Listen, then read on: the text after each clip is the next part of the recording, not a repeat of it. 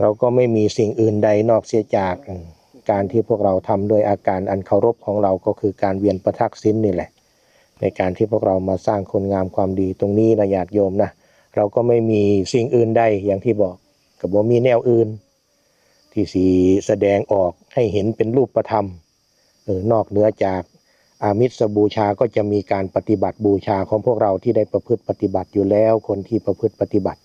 ส่วนคนที่ไม่ได้ประพฤติปฏิบัติเราก็เอาน้อมจิตน้อมใจของเราด้วยเรี่ยวแรงของเราที่มีด้วยกำลังของเราที่มีด้วยความสามารถของเราที่มี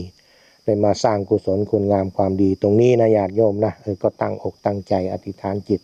จะได้ให้ท่านอาจารย์จีได้พานำอธิษฐานจิตเพื่อจะวางธูปเทียนปักธูปปักเทียน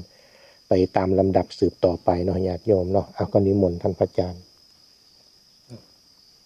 น้อมจิตน้อมใจระลึกถึงองค์สมเด็จพ่อองค์พระสัมมาสัมพุทธเจ้าเราจะทำการบูชาด้วยความเคารพทั้งว่าตามพร้อมกันเนาะนะโมตัสสะแก้วนะโมตัสสะแก้วอุอะเป็นที่พึงอุอะเป็นที่เพิงพันเตหมายพึงเจ้าพันเตหมายเพิงเจ้าคุณแก้วหน่วยสาม คุณแก้วหน่วยสามเกษาผมเกศเก้าเกษาผมเกศเก้าทางดอกมาล่าต่างดอกมาลาทะสะมือไล่เลี้ยงทะสะมือไล่เลี่ยงดังเทียนตามไตเป็นดังเทียนตามไตอันว่าตนโตผู้คาอันว่าตนโตผู้ขาเป็นดังคาห้องปฏิบเป็นดังขาห้องปทีปอันว่าจิตใจผู้คาอันว่าจิตใจผู้ขาเป็นดังน้ำมันไตเป็นดังน้ำมันไตบูชาแก้วยอดพระคุณบูชาแก้วยอดพระคุณอันว่าโลโภอันว่าโลโภโทโสโทโส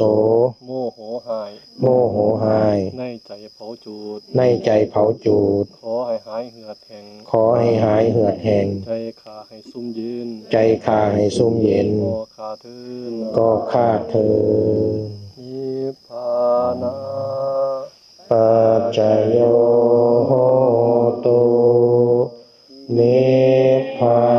นะปัจจโยโหตุนิพพานะปัจจโยโหตุสาธุสาธุสาธุอนุโมทามิเจริญพรเนาะญาติโยม